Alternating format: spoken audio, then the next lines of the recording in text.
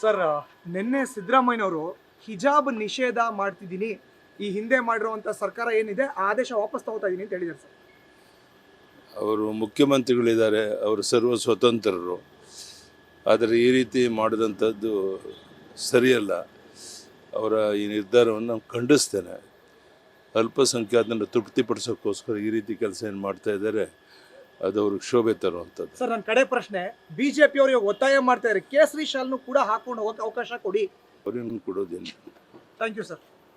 Sir, ನಿನ್ನೆ ಸಿದ್ದರಾಮಯ್ಯನವರು ಹಿಜಾಬ್ ನಿಷೇಧ ಮಾಡ್ತಿದ್ದೀನಿ, ಈ ಹಿಂದೆ ಮಾಡಿರುವಂಥ ಸರ್ಕಾರ ಏನಿದೆ ಆ ಆದೇಶ ವಾಪಸ್ ತಗೋತಾ ಇದ್ದೀನಿ ಅಂತ ಹೇಳಿದ್ದಾರೆ ಸರ್. ಅವರು ಮುಖ್ಯಮಂತ್ರಿಗಳಿದ್ದಾರೆ, ಅವರು ಸರ್ವ ಸ್ವತಂತ್ರರು. ಆದರೆ ಈ ರೀತಿ ಮಾಡಿದಂಥದ್ದು ಸರಿಯಲ್ಲ. ಅವರ ಈ ನಿರ್ಧಾರವನ್ನು ನಾನು ಖಂಡಿಸ್ತೇನೆ.